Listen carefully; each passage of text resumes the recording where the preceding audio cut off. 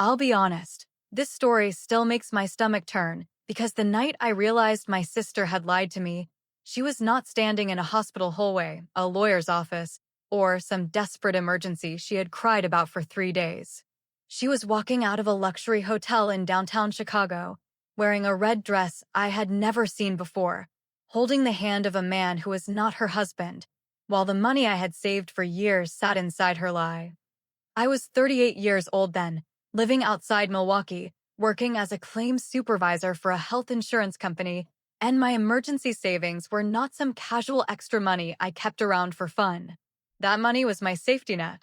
It was car repairs, rent if I lost my job, medical bills, winter heating, and the quiet little promise I made to myself after my divorce that I would never again be one bad month away from begging anyone for help. There was $26,400 in that account.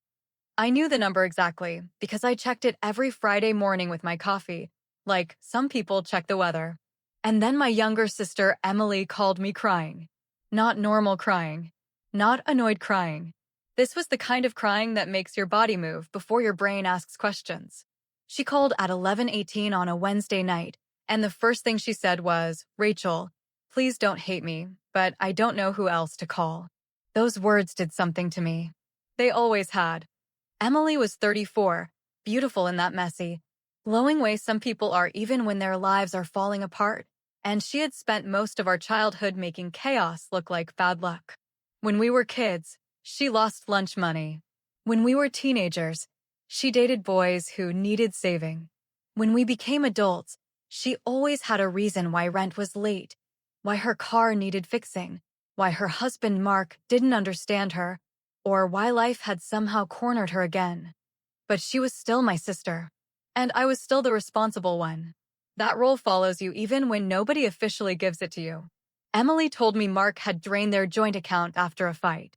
She said their mortgage was 2 months behind. She said her daughter Lily's asthma medication had gone up. Their credit cards were maxed out, and if she did not come up with money by Friday, they were going to lose the house.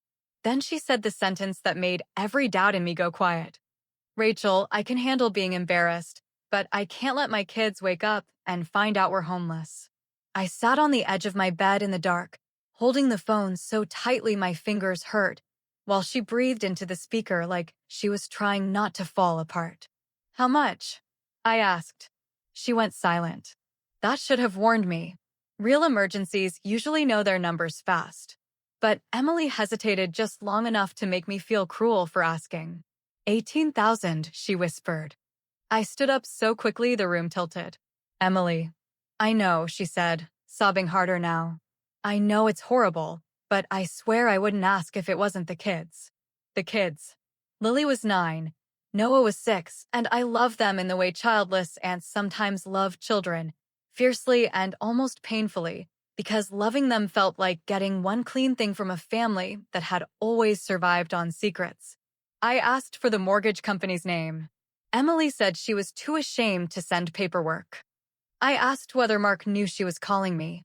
She said Mark had left the house and was not answering. I asked why she had waited until everything was this bad. That was when her voice changed. "Not much. Just enough. Because I knew you'd judge me." And there it was. The hook she always used when she wanted me to stop asking questions. Guilt. Old guilt. Family guilt. The kind that remembers every Thanksgiving, every hospital visit, every time our mother said, "Rachel, you know how Emily is." So I did what responsible women sometimes do when they are tired of being called cold. I opened my banking app. I transferred $18,000 from my emergency savings into Emily's account before midnight, then another $3,000 the next morning because she said the lender added fees, and she was too exhausted to explain. $21,000. Gone in less than 12 hours. Emily sent me a text with 5 red heart emojis and the words, "You saved my family." I will never forget this. For 2 days, I believed her.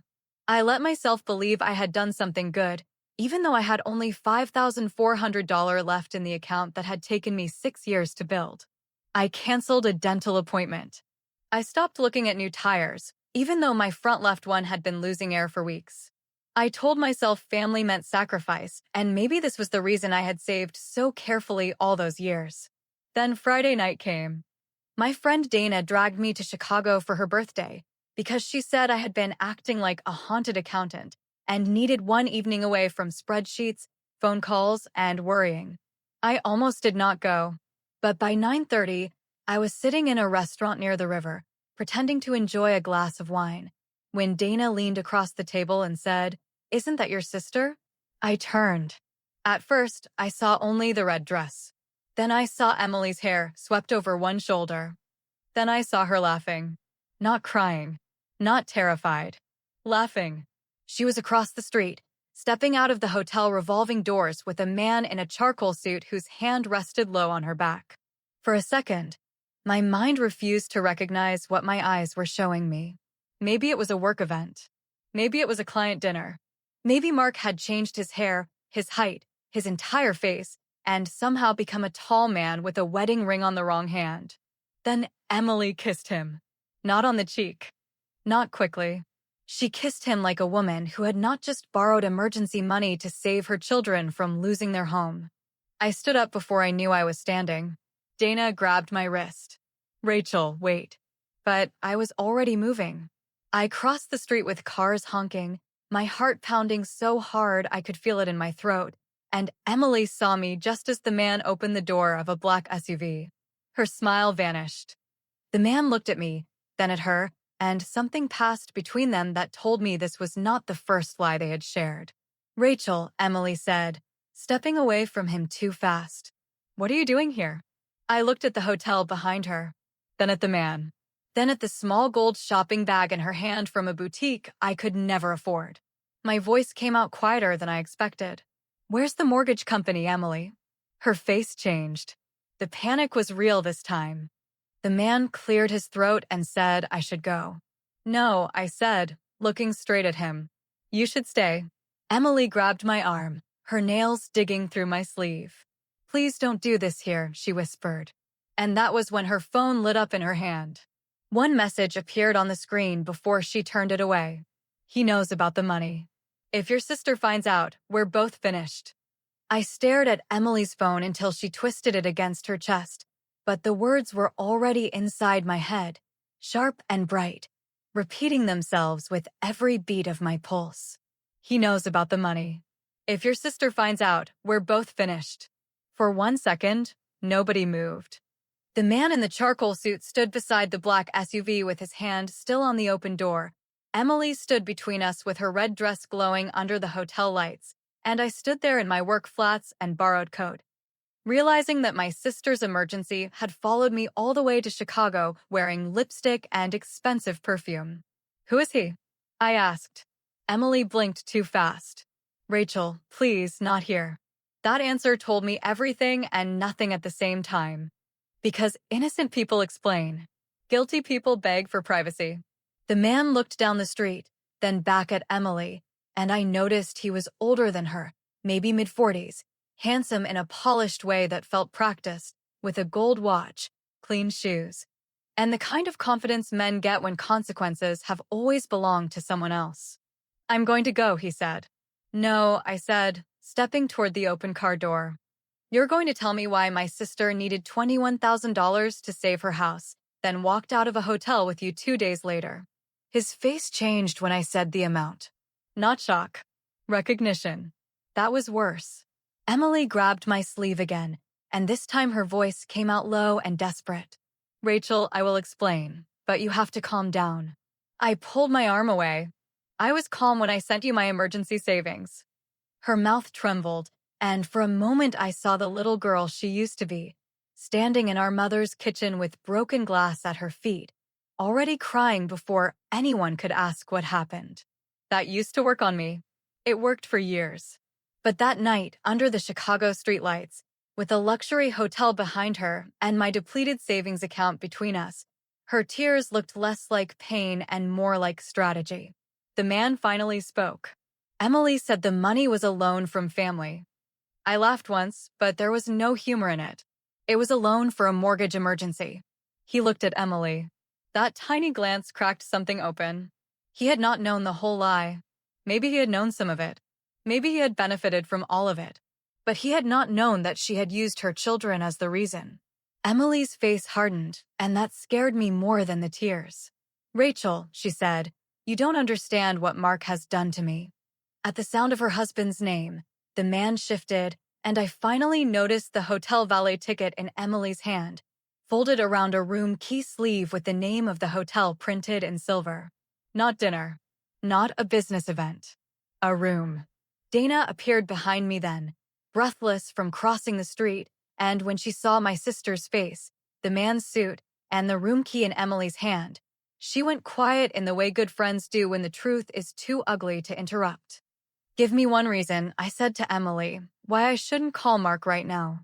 Her eyes widened. No. That no came too fast.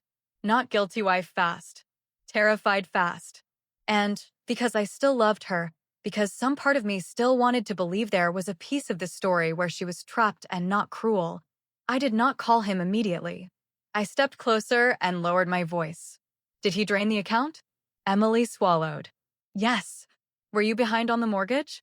She looked away. The silence stretched so long that I heard the hotel doors slide open behind us and a group of women laugh as they walked out carrying champagne flutes. "Emily," I said. She closed her eyes. "Not exactly. 2 words. That was all it took for $21,000 to become something else. Not exactly. Not exactly homeless. Not exactly desperate. Not exactly the sister I thought I was saving." The man said her name softly, like a warning. "Emily." I turned toward him. "What is your name?" He hesitated, and Emily shook her head once, fast. That made me step closer. "What is your name?" "Caleb," he said finally. The name meant nothing to me, but Emily looked like he had handed me a weapon. "Caleb who?" He did not answer. Emily's phone buzzed again. She looked down before she could stop herself, and I saw the sender this time. Tara. The message preview was short. "Delete the receipts before Rachel sees them." My chest tightened. Receipts. Plural. Not one mistake. Not one hotel room. Receipts. Dana put a hand on my back, and I could feel her silently asking whether I wanted to leave, whether I wanted to scream, whether I wanted her to take over, because she knew me well enough to understand that I did not fall apart loudly. I went still. That was my danger sign. "Give me your phone," I said. Emily pulled it away. "No. I gave you $21,000 because you told me your children were about to lose their home." "I didn't spend it all," she snapped, then immediately covered her mouth, like the words had escaped before she could dress them in helplessness. The street seemed to tilt. "How much is left?" She stared at me. "How much, Emily?" Caleb shut the SUV door slowly, and the sound made me flinch. "I should not be here," he said. "No," I said, still looking at my sister. "But you are." He looked at Emily one last time, and then he walked away down the block, not running, not apologizing, just leaving her with the wreckage like men like that often do. Emily watched him go, and something in her expression broke my heart for half a second. Then I remembered my tire-losing air, my canceled dental appointment, and the text that said we're both finished. "Come with me," I said. "Where?" "To my car." I rode with Caleb. Of course she had. Dana drove us to a quiet parking garage 2 blocks away, and Emily sat in the back seat, staring out the window while her phone kept lighting up in her lap. I sat in front, turned sideways, watching her reflection in the dark glass. "Show me the mortgage notice," I said. She rubbed her forehead. "I don't have it with me." "Send it to me." "It's complicated." "Then uncomplicate it." She looked at me with sudden anger, and for the first time that night, her mask slipped completely. "You always do this," she said. "You always make me feel like a criminal because you have your little perfect account and your little perfect life." My laugh came out small and wounded. "My life is not perfect. It is careful." "That must be nice." "No," I said. "It's exhausting." That shut her up for a moment. Dana started the car but did not pull out, giving me space to decide whether I wanted the truth right there or somewhere less humiliating. But humiliation had already arrived. It was sitting in the back seat wearing my sister's face. I pulled out my phone and called Mark. Emily lunged forward so fast her seatbelt locked. Rachel, don't. I put the phone on speaker. It rang 4 times. Then Mark answered, his voice tired and confused. Rachel? Everything okay? I looked at Emily. Her face had gone pale. Mark, I said, carefully, are you behind on the mortgage? There was a pause. What? Are you and Emily 2 months behind on the house? Another pause, longer this time. No, he said slowly. The mortgage is current. Why would you ask me that? Emily covered her face. My hand tightened around the phone. Did you drain the joint account after a fight? What joint account? He asked. Emily and I separated our checking accounts last year because she kept overdrafting. Dana's eyes met mine in the rearview mirror. I felt something cold and heavy settle in my stomach. Mark kept talking, his voice sharper now. Rachel, what did she tell you? I looked at my sister and she whispered, please. But the begging did not move me this time. It only made me wonder how many people had been carrying pieces of her lies while she stood in the middle pretending to be crushed by life. I gave her $21,000, I said. She said the house was about to be lost. Mark went silent. Not surprised silent. Destroyed silent. When he spoke again, his voice had changed. She told me you borrowed money from her. The car became completely still. Even Dana stopped breathing for a second. What? I whispered. She told me you were struggling after your divorce, that you were embarrassed, and that she had been helping you quietly because you were too proud to tell anyone. I looked at Emily, and for the first time in my entire life, I did not recognize my sister. Not because she had lied. Emily had always lied. But because this lie had not been panicked or messy or impulsive. This lie had been built carefully enough to protect her from both sides. To me, she was the desperate mother. To Mark, she was the generous sister. And somewhere in the middle, my money had become fuel for something she still had not admitted. Mark's voice came through the speaker, low and shaking. Rachel, where is she? Emily started crying again, but this time the sound made me tired instead of soft. She's with me, I said.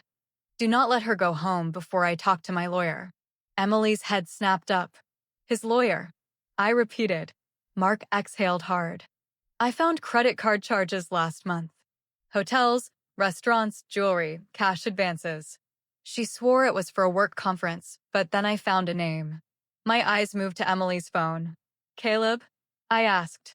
Mark went quiet. Then he said, how do you know that name? Emily opened the car door before anyone could stop her. She ran. Dana shouted. I dropped the phone and pushed my door open, but by the time I reached the sidewalk, Emily was already halfway across the garage level, heels in one hand, red dress flashing under the fluorescent lights. Emily, I screamed. She turned once, tears shining on her face. Then she yelled something that froze me where I stood. I didn't start this for him, Rachel. She backed toward the stairwell door, breathing hard. I started it because of what Mark found in Mom's old safe. Then she disappeared into the stairwell, and the metal door slammed shut behind her. For a few seconds, I just stood in that parking garage, staring at the stairwell door Emily had disappeared through, while Mark's voice kept coming from my phone on the concrete behind me. Rachel? What did she say? Rachel, answer me. Dana picked up the phone and handed it back, but I could barely feel it in my hand, because one sentence had just pulled our dead mother into a lie I thought was only about money, an affair, and my sister's talent for turning disaster into someone else's responsibility. I started it because of what Mark found in Mom's old safe. My mother had been dead for almost 3 years. Her safe had sat in Mark and Emily's basement since the estate was divided, not because there was anything valuable inside, but because Emily said she wanted to keep Mom's important things close. And I had been too exhausted after the funeral to argue over a metal box full of papers, costume jewelry, and old family documents. At least, that was what I thought was inside. Mark, I said, trying to keep my voice steady, what did you find in Mom's safe? He went quiet. Not confused quiet. Guilty quiet. That frightened me more than Emily running. Rachel, he said carefully, you need to come to the house. Tell me now. I can't explain it over the phone. Mark. Dana touched my arm, and I realized I was shaking. Mark exhaled hard, like a man who had been carrying something too heavy for too long. There were papers in there with your name on them, he said. Bank records, a letter from your mom, and a life insurance document Emily said you already knew about. My breath stopped. I did not know about any life insurance document. After Mom died, Emily had handled most of the paperwork because I was working full-time, dealing with the end of my marriage and driving back and forth from Milwaukee every weekend until grief felt like a second job. Emily told me there was no insurance left after medical bills. She told me the checking account was almost empty.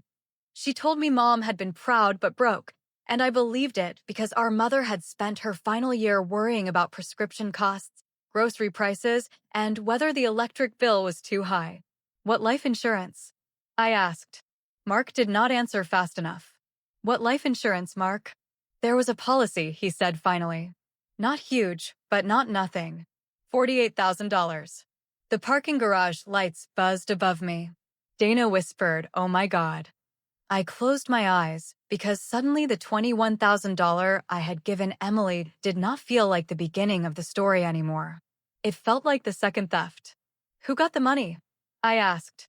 Mark's voice dropped. Emily. My hand tightened around the phone until my knuckles hurt.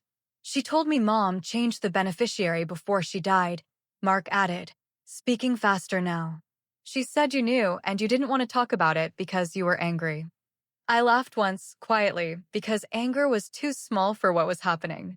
Emily had not only taken my emergency savings, she had taken my mother's last protection, rewritten my silence into consent, then stood in front of me wearing a red dress and called herself desperate. Dana asked if I wanted to call the police. I shook my head, not because I did not want to, but because I still did not understand the shape of the crime, and I had learned the hard way that rushing into family chaos without facts only gives liars more room to perform. We're coming, I told Mark. Then I looked toward the stairwell door. Dana followed my eyes. You are not chasing her through downtown Chicago. I know, but the truth was I wanted to. I wanted to drag Emily back by the shoulders and ask her how many times she had cried over problems she created. How many times she had watched me sacrifice while she quietly spent money that should have been shared. And how long she had been using our dead mother as a locked door no one wanted to open. Instead, we got in Dana's car and drove back toward Milwaukee in a silence broken only by my phone buzzing over and over. Emily called 6 times. Then she texted, Rachel, please don't go to Mark. He doesn't know the whole story. A minute later, Mom wanted me to have that money. Then, you always got everything. You got the good grades, the good job, the respect. I got nothing. I stared at the last message until the words blurred. That was Emily's oldest trick, turning accountability into a childhood scoreboard. I had gotten the responsibility. She had gotten the rescue. And somehow, in her mind, that still made me the lucky one. When we reached Emily's house, Mark was waiting on the porch in jeans and a sweatshirt, looking like he had not slept in days. The house was dark except for the kitchen light, and through the front window, I could see Lily's school backpack hanging on a chair and Noah's sneakers near the hallway. Small ordinary things sitting inside a life adults had been secretly setting on fire. Kids are at my sister's, Mark said when he opened the door. I didn't want them here for this. I stepped inside, and the first thing I noticed was the smell of burnt coffee. The second thing was the old safe sitting on the kitchen table. It looked smaller than I remembered. Gray metal. Scratched handle. A faded sticker from the moving company that had carried it out of my mother's apartment after the funeral. Mark had laid several folders beside it, each one labeled in Emily's handwriting. Mom, medical, estate, Rachel. Seeing my name on that folder made something cold slide down my spine. Mark opened it without ceremony, because whatever polite boundary once existed between us had been destroyed the moment Emily used my money to pay for hotel rooms. Inside were copies of bank statements, insurance forms, and one sealed envelope with my name written in my mother's shaky handwriting. I knew that handwriting. I knew the uneven R, the way she pressed too hard on the downstrokes, the tiny curl she always added at the end of my name. For a moment, I could not touch it. Dana stood beside me, quiet and solid. Mark stepped back. This was sealed when I found it, he said. Emily told me you refused to open it. I looked at him. She lied. He nodded, and his face crumpled just enough for me to understand that he was not only angry at Emily. He was ashamed that he had believed her. I opened the envelope carefully. Inside was a letter dated 2 months before my mother died. My hands trembled as I unfolded it. Rachel, if you are reading this, I need you to know I tried to make things fair, but fair has always been hard in this family because you needed less and Emily always needed more. That does not mean I loved you less. It means I leaned on you too much, and I am sorry. My vision blurred, and I had to stop. Those words hurt more than I expected, because they named the quiet wound I had spent my life pretending did not exist. I kept reading. There is an insurance policy. I split it between you and Emily, but I am asking you to keep your half for yourself. Do not give it away. Do not let guilt talk you out of safety. You have been the strong one long enough. The room tilted. I looked up at Mark. She split it. Mark picked up another paper and placed it in front of me. It was a beneficiary form. 2 names. Emily Parker, 50%. Rachel Morgan, 50%. My mother had not chosen Emily over me. She had tried, in the last months of her life, to protect me from exactly what Emily had just done. But attached behind the form was another document. A change request. Submitted 6 weeks after my mother's death. My name removed. Emily listed as sole recipient. My signature appeared at the bottom, except I had never signed it. Dana leaned closer and whispered, Rachel. I could not speak, because staring back at me was my own name, forged in a smoother, cleaner version than I had ever written it, placed beneath a lie that had stolen $24,000 from my mother's final gift before Emily ever called me crying about the mortgage. Then Mark's phone rang. He looked at the screen, and his face went pale. It's Caleb, he said. I stared at him. You have Caleb's number? Mark swallowed. He's not just the man Emily is sleeping with. The phone kept ringing between us. Mark looked at the safe, then at me, and said the words that made every part of the room go silent. He's the insurance agent who processed your mother's policy. Mark held the ringing phone in his hand, and for a moment none of us said anything, because the name Caleb on his screen had suddenly connected my sister's affair, my stolen emergency savings, and my mother's life insurance into one ugly line I could no longer pretend was a misunderstanding. He processed the policy? I asked, but my voice sounded far away, like it belonged to another woman standing in another kitchen, watching another family fall apart. Mark nodded slowly, his face gray under the kitchen light. I found his name on the paperwork last month, but Emily said he was just an agent who helped after your mom passed, and then, when I found the hotel charges, I searched his number and realized she had been calling him for months. The phone stopped ringing. Then it started again. Dana looked at me, and I knew exactly what she was thinking, because the room had changed from family drama into something that felt much closer to a crime. Answer it, I said. Mark hesitated. Rachel. Put it on speaker. He pressed the button with a shaking thumb. Caleb's voice filled the kitchen, calm, low, and irritated in a way that made my skin crawl before he even finished his first sentence. Mark, I know Emily is upset, but this is getting out of hand, and you need to stop involving people who don't understand what happened. I looked at the forged signature on the table. My mother's letter sat beside it, open and trembling slightly under the ceiling fan. Mark swallowed hard. Rachel is here. Silence. Not a long silence. Just enough. Then Caleb's voice changed. Why is Rachel there? I leaned closer to the phone. Because I want to know why my name was removed from my mother's life insurance policy after she died. Another silence. This one was longer. Then he gave a small, controlled laugh, the kind men use when they need you to feel foolish before they feel cornered. Rachel, I don't know what Emily told you, but beneficiary matters are private, and if you have questions, you should contact the company directly. I'm looking at the paperwork. That paperwork may not mean what you think it means. My signature is on a change request I never signed. Caleb stopped breathing for half a second. I heard it. We all heard it. Then he said, you need to be very careful about making accusations. That sentence did not scare me the way he probably wanted it to. It clarified things. Because innocent professionals explain procedures, but guilty ones warn you about consequences. Dana stepped closer to the table, her eyes fixed on the document. Mark gripped the back of a chair so tightly his knuckles turned white. I forced myself to speak slowly, because if I let my anger take over, Caleb would use it against me exactly the way Emily always did. Did you process the request that removed me? I handled several administrative items for your mother's estate. My mother was already dead when this was submitted. He said nothing. And in that silence, I felt my grief turn into something harder. For 3 years, I had lived with a quiet ache, believing my mother had left almost nothing because life had been cruel to her at the end. And now I was standing in my sister's kitchen realizing that my mother had tried to protect me. But Emily and the man she was sleeping with had reached past her death and taken that protection away. Caleb cleared his throat. Rachel, listen to me. Emily was under a lot of pressure at that time, and your family situation was complicated. My family situation was not complicated, I said. My mother split the policy, and someone forged my name.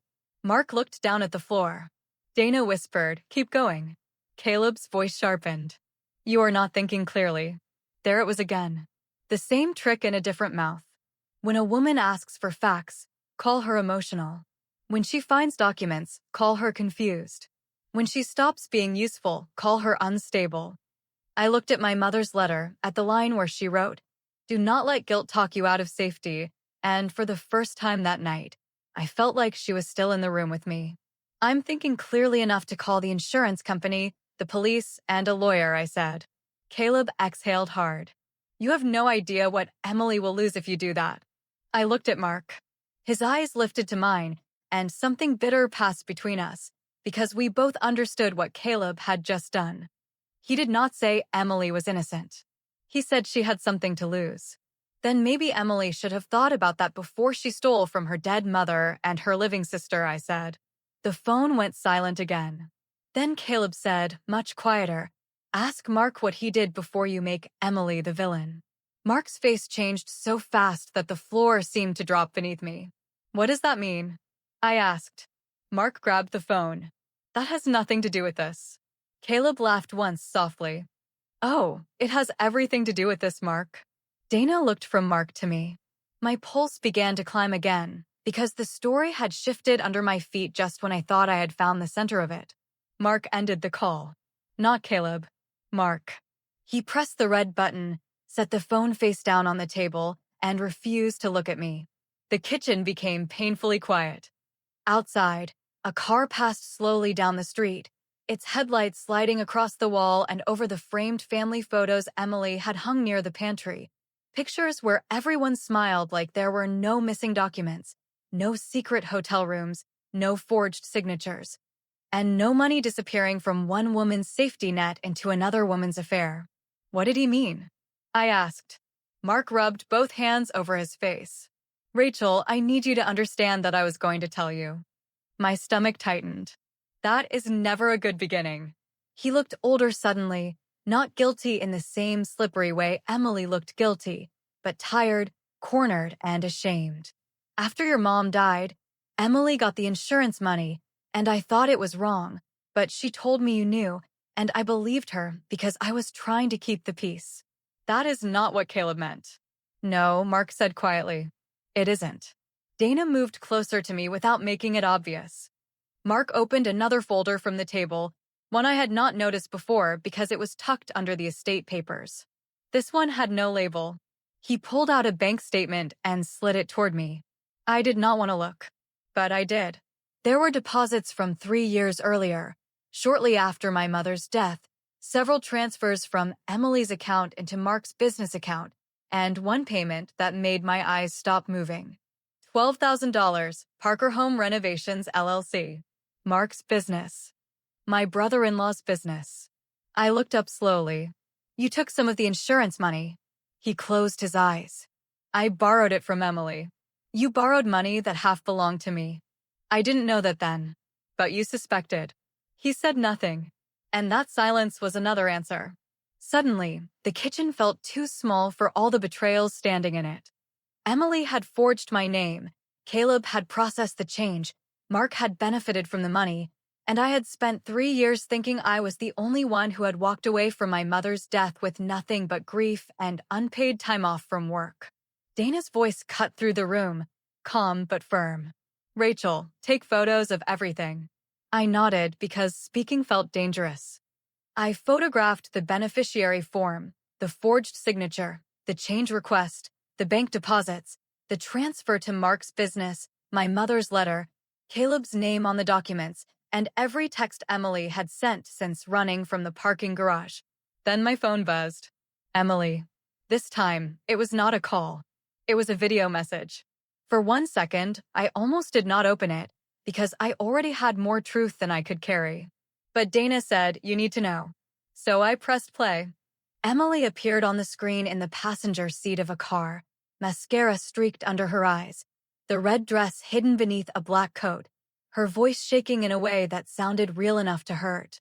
Rachel, Caleb is lying to you, Mark is lying to you, and if you think Mom's insurance is the worst part, you still don't understand what they made me do. The camera shifted, and I saw headlights passing across her face. Then she whispered, "I didn't forge your signature first." My hands went cold. Emily looked directly into the camera, and her next words made the whole kitchen disappear around me. Mom's signature was forged before she died. I replayed Emily's video twice while standing in her kitchen, surrounded by my mother's papers, my sister's lies, my brother-in-law's silence, and the sudden feeling that the worst thing in that house was not what we had already found, but what someone had worked very hard to keep buried beneath it. Mom's signature was forged before she died. Those words changed the air in the room. Not because I fully understood them yet, but because they reached backward into a place I had tried not to revisit for 3 years, into the hospital room where my mother slept under thin blankets, into the weeks when her hands shook too badly to hold a coffee cup, into the final month when she could barely sign the birthday card she insisted on sending to Lily. I looked at Mark, and his face told me he knew enough to be afraid. "What is she talking about?"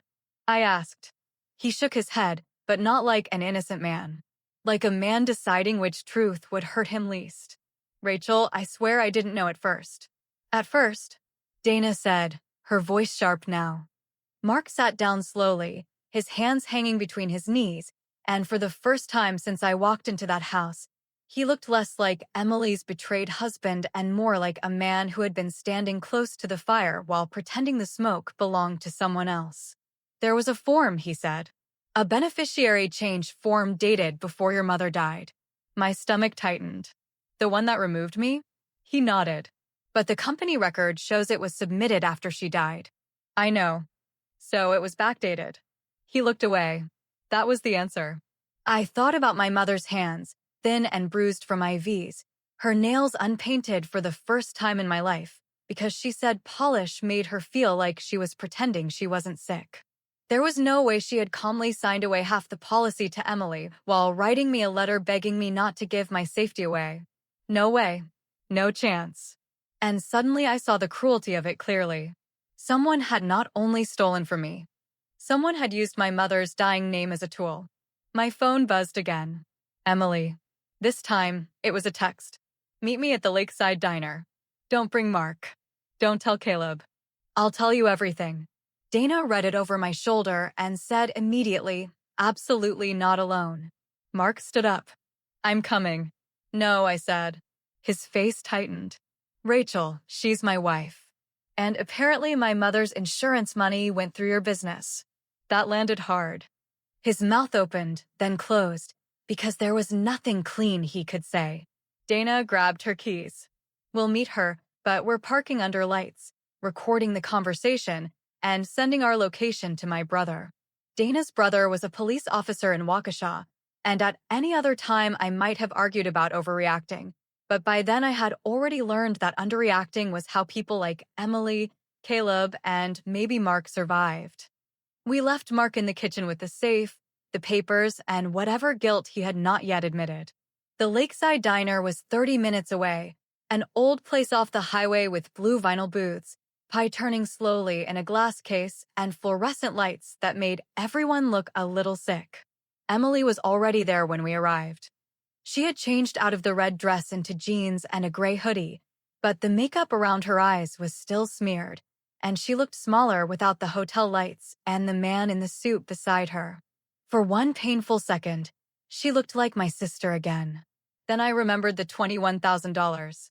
She watched Dana slide into the booth beside me and did not complain.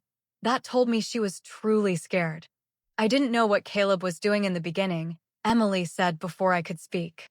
I swear, Rachel, I thought he was helping.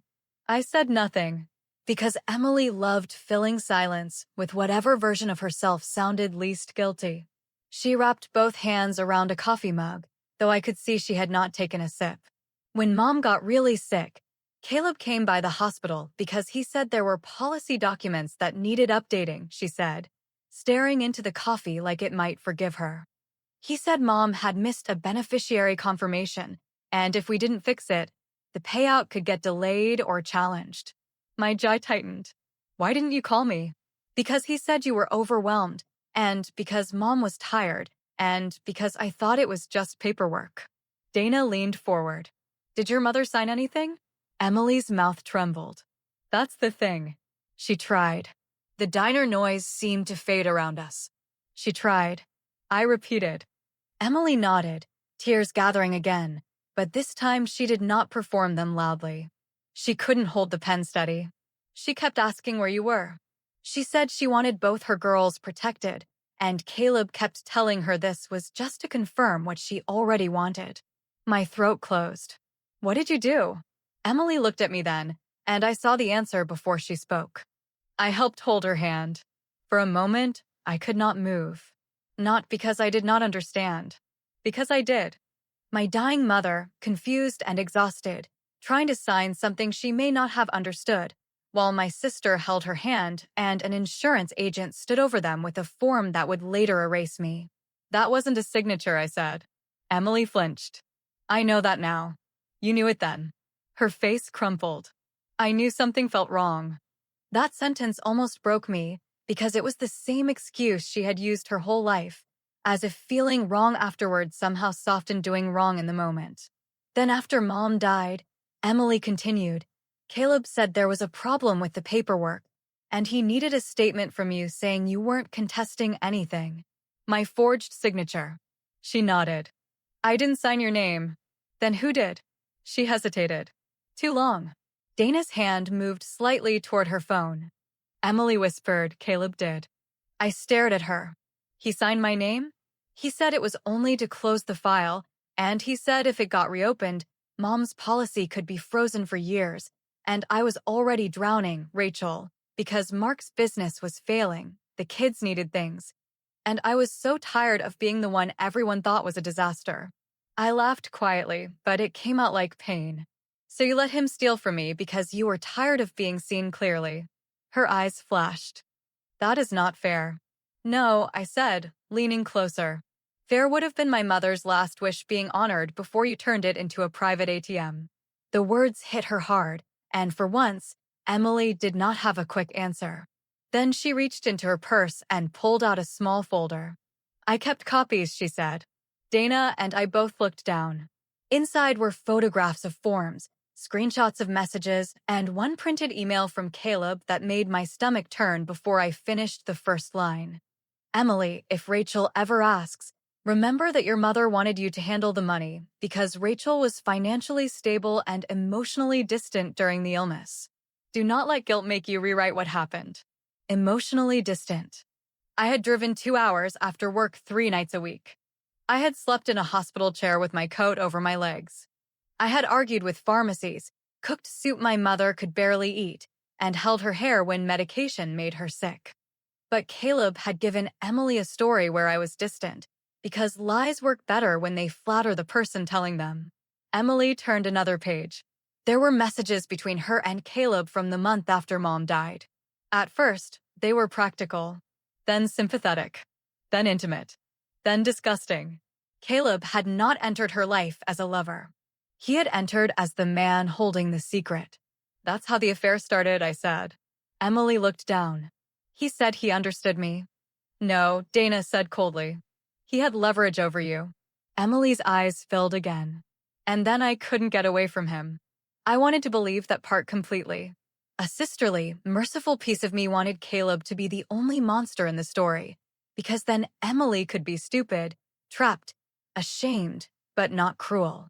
But the boutique bag, the hotel, the money, the fake mortgage emergency, and the lie she told Mark about me needing help were still sitting between us. "Why did you ask me for my emergency savings?" I said. Emily wiped her cheek. "Caleb threatened to tell Mark everything unless I paid back money he said I owed him." Owed him for what? The policy. The word landed like a stone. He wanted part of Mom's insurance? He said he took a risk for me. I closed my eyes. This was madness. Absolute madness. My sister had helped steal my half of my mother's life insurance, fallen into an affair with the man who processed the theft, let her husband use some of the money, and then, years later, drained my emergency savings to pay the same man who had helped create the secret in the first place. "How much did you give Caleb?" I asked. Emily's face went pale. "From your money?" I stared at her. "How much?" She whispered, 17,000. Dana cursed under her breath. "And the rest?" "Hotel, clothes, cash, and some bills." The sentence was so small compared to the damage that I nearly stood up and walked out. Instead, I picked up the folder. "I'm taking these." Emily grabbed the edge of it. "Rachel, if you go to the police, I could lose my kids." I looked at her hand on the folder, then at her face, and the old guilt rose up automatically, trained and familiar, exactly where she expected it to be. Then I thought of my mother's letter. "Do not give it away." I pulled the folder free.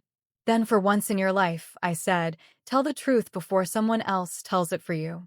Emily's phone buzzed on the table. She looked at it and went completely still. Dana turned the screen toward us. A message from Caleb. "You have 10 minutes to leave that diner before Rachel learns what you did with the second account." I looked at Emily. Her lips parted, but no sound came out. Second account. Not insurance. Not my emergency savings. Something else. And the terror on my sister's face told me Caleb had just opened a door she never planned to show me. I looked at Emily across that diner table, and for the first time since this nightmare began, she did not look like a liar searching for sympathy. She looked like a woman staring at the one locked door she had prayed nobody would ever open. The message from Caleb sat on the screen between us. "You have 10 minutes to leave that diner before Rachel learns what you did with the second account." Dana read it again, then looked at Emily with a kind of cold patience that made the silence feel sharper. "What second account?" she asked. Emily's lips moved, but nothing came out. That silence told me the answer was not small. Not another hotel charge. Not another cash advance. Not another ugly little piece of her affair. This was something deeper, something Caleb knew he could use to make her run. I leaned forward, my voice low enough that the waitress walking past our booth would not hear the family breaking apart in plain sight. "Emily, if I have to ask one more time, I'm calling the police from this table." Her eyes filled again, but this time the tears did not soften me, because I was beginning to understand that my sister's tears had always arrived exactly when the truth got too close. "It was Mom's credit union account," she whispered. My stomach tightened. "What credit union account?" Emily looked toward the window, as if Caleb might be standing outside in the parking lot, watching through the reflection. "She had a savings account at Lakeview Credit Union," she said. "Not the checking account we used for bills, not the little account you knew about, a separate one she never touched." I remembered Lakeview Credit Union. My mother had taken us there when we were kids, back when they still gave lollipops at the teller window, and she kept folded deposit slips in her purse like proof she was building something, even when money was tight. "How much was in it?" I asked. Emily wiped under one eye with the back of her hand. "At the end, around 32,000.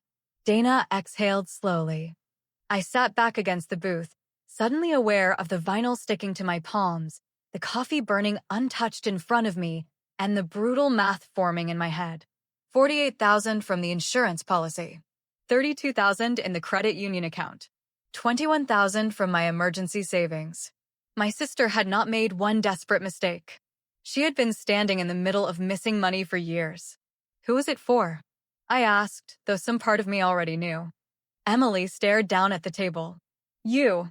The diner noise seemed to fade into a dull, faraway hum. My mother's letter flashed in my mind again. You have been the strong one long enough. That money had not been forgotten. It had not been random. It had been another safety net my mother tried to leave behind for me, quietly, carefully, maybe because she knew I would never ask and Emily would always need. How did you get it? I asked. Emily swallowed hard. Caleb said it was going to create problems. I almost laughed because Caleb had apparently built an entire criminal language out of words like problems, complications, and pressure. What kind of problems? He said if the account stayed payable to you, Mark would start asking why Mom trusted you more, and he said it would make me look like I had failed her, like I was the daughter who needed help but didn't deserve protection. Dana's voice cut in, flat and furious. That is not an answer. Emily flinched. He told me there was a way to move it before anyone noticed. My chest went cold. Before anyone noticed? She closed her eyes. Before Mom died.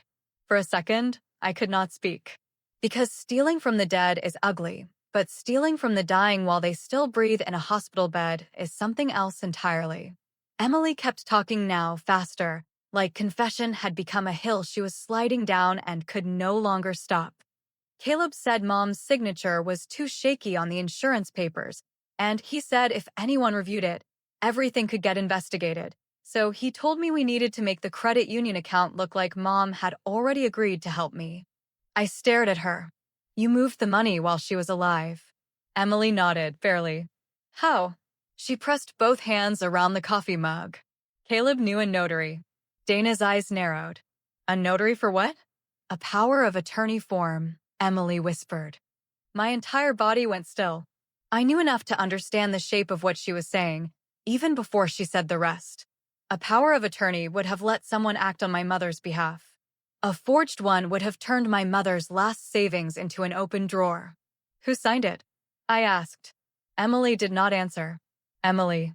She looked at me then, and I saw shame, fear, and something even worse under both. I signed Mom's name. The sentence landed so quietly that for one awful moment I wished she had screamed it, because at least a scream would have matched the violence of what she had done. I thought of my mother's hand in mine during those final weeks, cold and light, her fingers too weak to open a bottle of water, and I imagined Emily copying that hand on a legal form while Caleb told her it was necessary.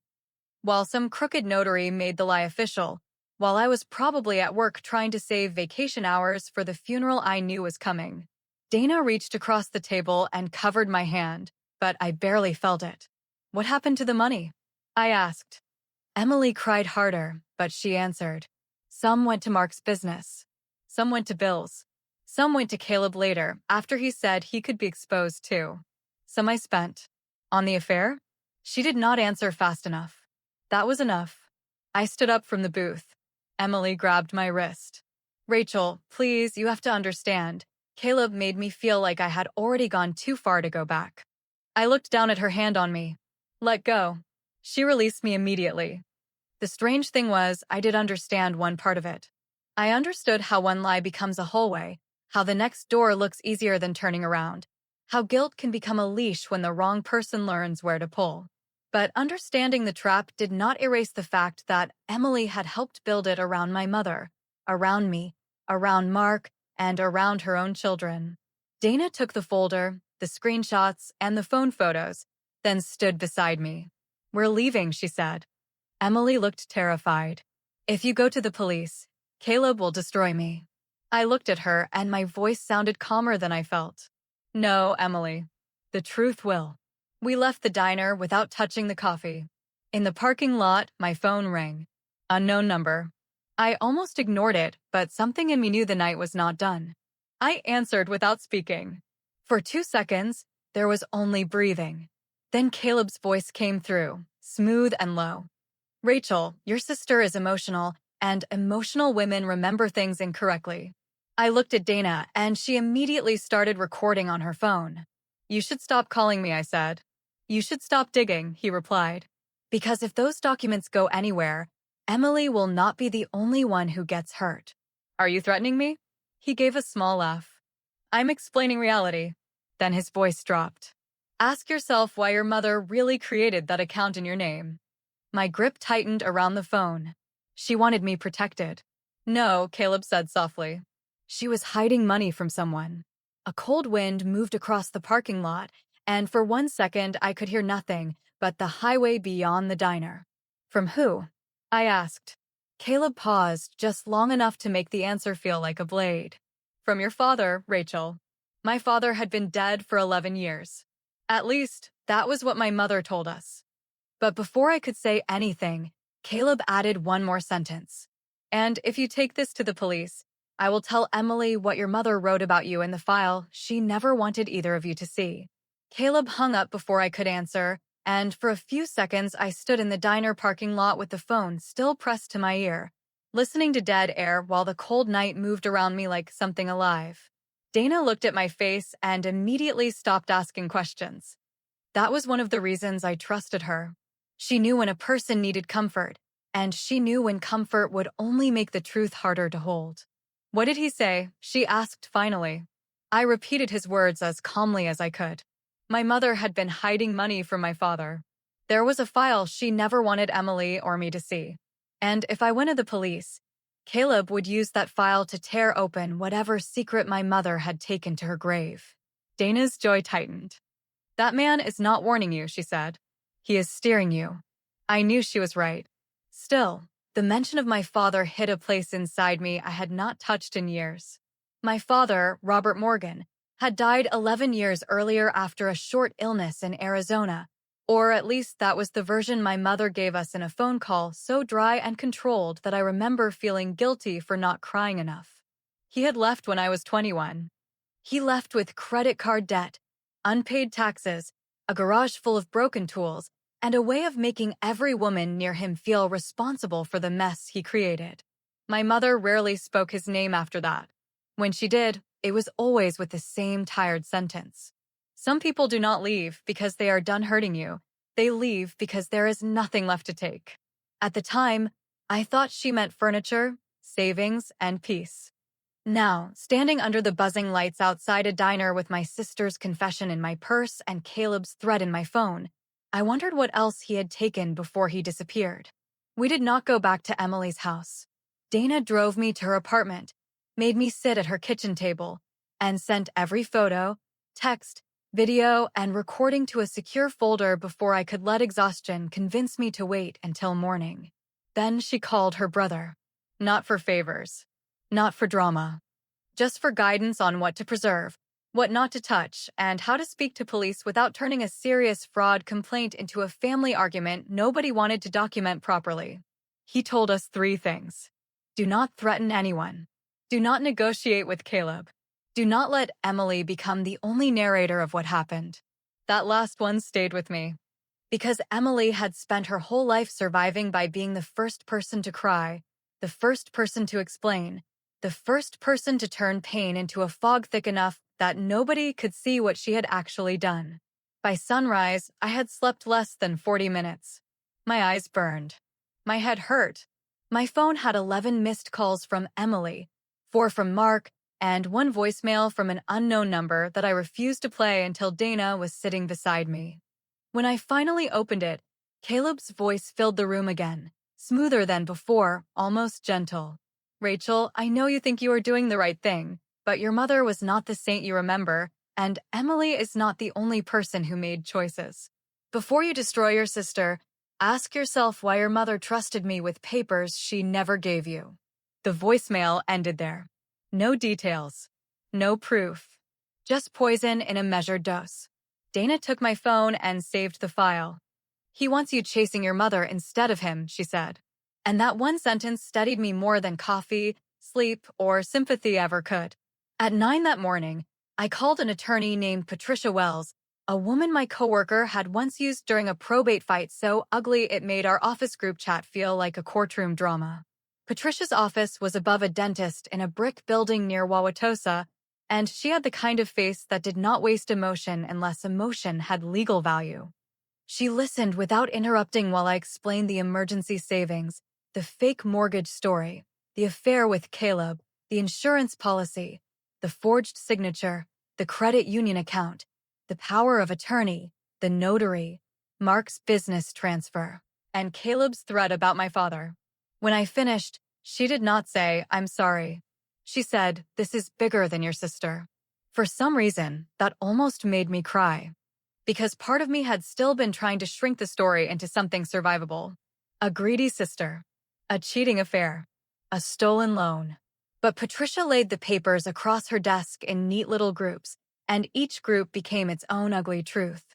Possible insurance fraud, possible forgery, possible elder financial exploitation, possible misconduct by a licensed agent, possible abuse of a power of attorney, possible conspiracy, depending on who knew what and when. Then she tapped the printed screenshot of Caleb's text about the second account. "And this," she said, "is not the message of a man who thinks he is innocent." I asked what to do first. She looked me directly in the eyes. "File a police report today. Contact the insurance company's fraud department. Request certified records from the credit union.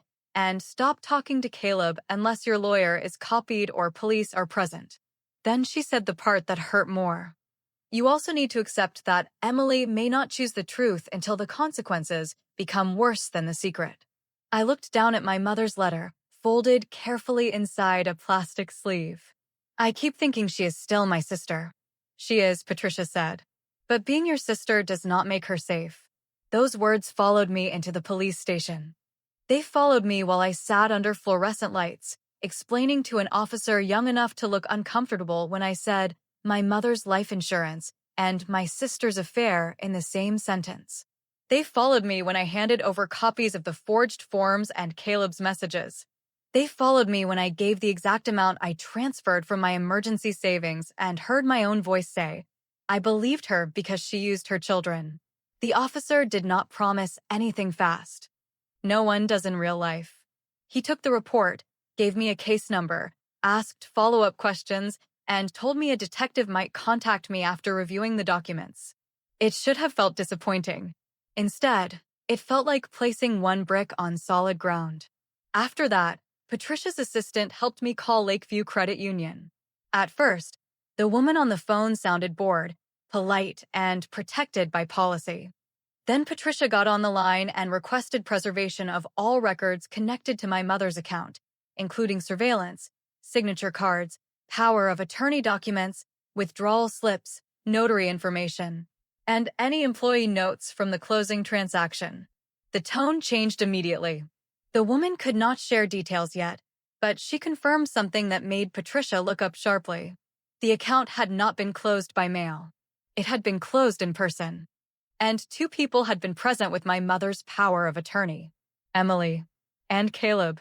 My mouth went dry, because Emily had made it sound like Caleb was operating behind counters and forms, bending rules from a distance, but he had walked into that credit union with her, stood beside her, and helped empty a dying woman's hidden savings like they were picking up dry cleaning. By noon, Mark was calling again. This time, I answered with Dana and Patricia in the room. His voice sounded rough, panicked, and smaller than it had the night before. "Emily came home," he said. I sat up straighter. "Where is she now?" "Gone again." Patricia reached for a pen. "What happened?" I asked. Mark breathed hard into the phone. "She came in crying, packed a bag, said Caleb was going to ruin her, then went to the basement and opened the safe again." My heart kicked. "What did she take?" "I don't know. Papers, maybe. A small black pouch." She was moving fast. Patricia mouthed, "Ask about the kids." "Where are Lily and Noah?" "Still with my sister." That was one relief, at least. A small one. "What was in the black pouch?" I asked. Mark hesitated. "Rachel, I didn't even know it was there." That sentence made me close my eyes. Nobody in my family ever knew anything until knowing became safer than admitting they had looked away.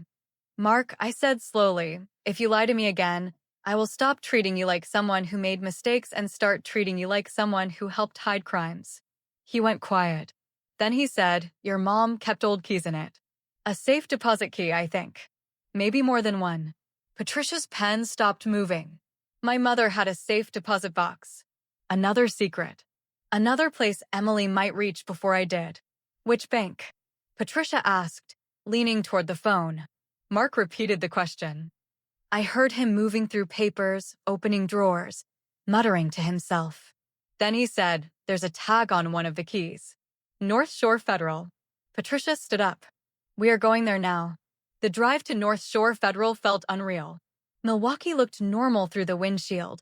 All traffic lights, gas stations, school buses, and people carrying coffee like the world had not just become a map of every secret my mother and sister had buried. I kept thinking about my mother during her final weeks, how she would drift in and out of sleep and suddenly grip my wrist, asking whether I had eaten, whether my car was running okay, whether I still had that savings account after the divorce. I used to think those questions were motherly worry.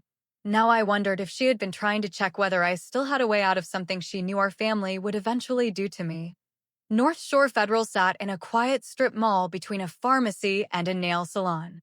Patricia spoke to the branch manager while I sat in a chair near the lobby, my stomach twisting every time the door opened. Emily was not there. Neither was Caleb. But 20 minutes later, the manager returned with a careful expression and said the box existed, but access required either the registered owner, a court order, or proper estate authority. My mother's name was on it. No co-owner. No Emily. No me. Patricia asked whether anyone had attempted access recently. The manager hesitated, then said she could not disclose details without proper authorization. But her eyes moved to the front doors. Just once. Fast. That was when I turned. Emily was standing outside the glass entrance. She looked wrecked.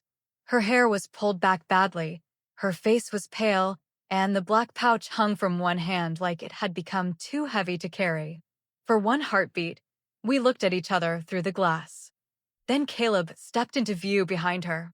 Not beside her. Behind her. Close enough that I understood she had not come freely. His hand rested lightly on her upper arm, polite from a distance, controlling up close. Patricia saw them too. Stay here, she said. But Emily lifted the pouch, her eyes locked on mine, and mouthed something through the glass. At first, I did not understand. Then she did it again. I'm sorry. Caleb leaned closer to her ear, smiling like a man whispering something romantic. Emily flinched. Then she dropped the black pouch through the mail slot beside the bank door. Caleb's face changed instantly. He grabbed her arm hard and pulled her backward. I ran. Patricia shouted my name. Dana was already behind me. By the time we reached the door, Caleb had dragged Emily toward a silver sedan at the curb, and she was twisting against his grip with a terror I had never seen on her face before. Not performative terror. Not guilt. Real fear. Let her go, I screamed. Caleb looked up. For 1 second, our eyes met. And whatever mask he had worn in hotel lights, phone calls, and office paperwork vanished completely. He shoved Emily into the passenger seat, slammed the door, and got behind the wheel. Dana took a picture of the license plate as the car pulled away. I stood on the sidewalk, breathing hard, while the black pouch lay just inside the bank's mail slot like a message from my mother's grave. The branch manager unlocked the door with shaking hands and retrieved it while Patricia called 911. Inside the pouch were 3 keys, a folded receipt for the safe deposit box, and a sealed envelope with my name on it. Not Emily's. Mine. The envelope was old, yellowed slightly at the edges, and my mother's handwriting crossed the front in uneven blue ink. Rachel, if your sister comes asking for money, open this first. My hands started trembling so badly that Patricia took the envelope from me before I tore it by accident. She opened it carefully. Inside was 1 letter and a small flash drive taped to the bottom. I read the first line and the world went quiet. Rachel, I am afraid Emily has found the wrong man to help her, and I am more afraid that one day she will bring him to your door. I read my mother's first sentence with my hands shaking so badly that Dana had to steady the paper against the bank counter. Because the woman I had buried 3 years earlier was suddenly speaking into the worst night of my life, as if she had known exactly where my sister's choices would lead. Rachel, I am afraid Emily has found the wrong man to help her, and I am more afraid that one day she will bring him to your door. I could barely breathe after that line. Patricia told me to sit down, but I stayed standing because some instinct in me knew that if I sat, the weight of everything would finally push me through the floor. The letter was not long, but every sentence felt like my mother had written it with the last strength she had left. She explained that Caleb had visited her twice in the hospital, first as an insurance agent, then as a man who seemed far too interested in Emily's fear, Mark's debts, and my absence during work hours. She wrote that Emily had been crying about bills, Mark's failing business, and feeling invisible beside me, and Caleb had used those wounds like handles. My mother had noticed. Even sick, even exhausted, even with her voice fading, she had noticed more than any of us. Then I saw the sentence that broke me. If anything happens to the money I left you, do not let Emily turn your love for her into silence. I pressed one hand over my mouth, but the sob came anyway. Because that was exactly what Emily had done. She had turned family into pressure, pressure into guilt, guilt into money, and money into another secret I was supposed to swallow because loving her had always meant cleaning up the mess without naming who made it. Patricia opened the flash drive on her laptop in a small private office at the bank while police were still taking Dana's statement about Caleb's car and license plate. There were 3 files on it. 1 scan letter, 1 spreadsheet, 1 audio recording.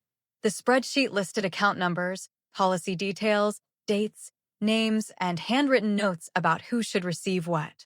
My name was there beside the credit union account. My name was there beside half the insurance policy. My mother had been organized. Careful. Clear. No confusion. No emotional distance. No secret rejection. Just a dying woman trying to leave her responsible daughter one last piece of safety. Then Patricia played the audio. At first, all I heard was hospital noise. A machine beeping. A chair shifting. My mother breathing. Then Caleb's voice came through, smooth and patient, saying, "Mrs. Morgan, this will make things easier for Emily, and Rachel is stable enough to understand." My mother's voice was weak, but her answer was clear. "No, both girls." Emily started crying in the background. Caleb kept talking. He said delays could create problems. He said Mark's business situation was urgent. He said I had my own job, my own savings, my own life. Then my mother said something I will carry until the day I die. Rachel has her own life because nobody ever protected her. The room went blurry. Dana cried openly. Even Patricia looked away for a moment. The recording did not prove every crime by itself, but it proved something Caleb had tried to erase. My mother had not forgotten me. She had not chosen Emily over me. She had seen the pattern before any of us were brave enough to call it by its name.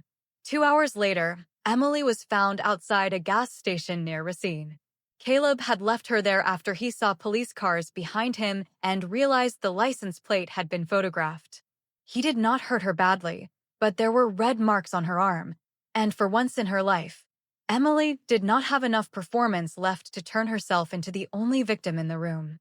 She gave a statement that night. Not a perfect one. Not a noble one. But enough.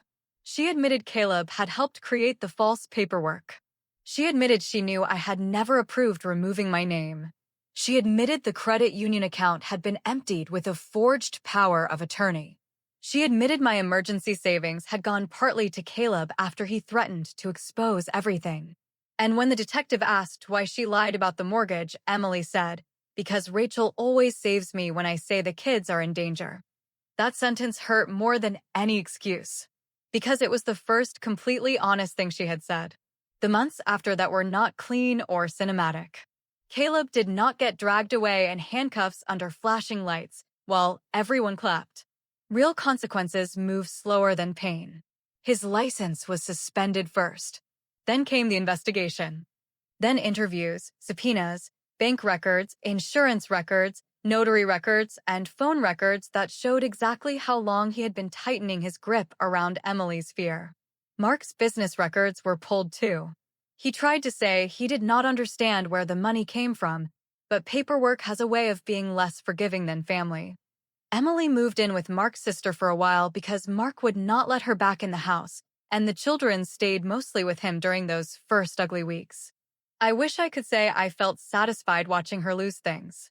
I did not. I felt sick. I felt angry. I felt free. Sometimes all three in the same hour. My emergency savings did not come back all at once. Some of it was recovered through a settlement tied to the insurance complaint. Some came from Emily in small monthly payments that arrived with no notes, no hearts, no dramatic apologies. Just transfers. $100, 200, 500 when she sold jewelry Caleb had bought her with money that should never have touched his hands. The credit union account became part of a legal claim, and Patricia warned me not to expect miracles. But the biggest recovery was not the money. It was the end of the old agreement everyone in my family had silently made around Emily. No more emergencies without proof. No more tears replacing facts. No more using children as shields. No more calling me cold because I asked for documents before opening my wallet. I did not cut Emily off completely. That would sound stronger than what I actually did. The truth is more complicated. I still love her, but I no longer trust her with access to my guilt. She can call me. She can apologize. She can rebuild slowly if she chooses. But she cannot walk into my life with a crisis and leave carrying my safety net. One Sunday, almost 6 months later, I went back to my mother's grave with the letter folded in my purse. The grass was wet. The sky was gray. For a long time, I just stood there, thinking about how much of my life had been shaped by being the strong one, as if strength meant needing nothing, asking for nothing, and forgiving everything before anyone had earned it. Then I read her letter out loud. All of it. When I finished, I said the words I should have said while she was alive. I was tired too, Mom. The wind moved through the trees, and for the first time since her death, I did not feel abandoned by her. I felt seen. Emily texted me later that night. I don't know how to fix what I did. I stared at the message for a long time. The old Rachel would have written 3 paragraphs, making her feel better. The new Rachel wrote 1 sentence. Start by telling the truth without asking me to pay for it. She did not answer until the next morning. Okay, maybe she meant it. Maybe she did not. I have learned not to build my peace on someone else's promise. Today, I have an emergency fund again. Not as big as before. Not yet. But every Friday morning, I check it with my coffee, and the number feels different now. It is not just money. It is memory. It is proof. It is the small, quiet line between compassion and self-betrayal. I still help people when I can. I still love my family. But I do not confuse panic with truth anymore, and I do not hand over my future because someone says the word family with tears in their eyes. Because the night I saw my sister walk out of that hotel, I thought I had discovered her affair. I was wrong. I had discovered the price of every question I never asked.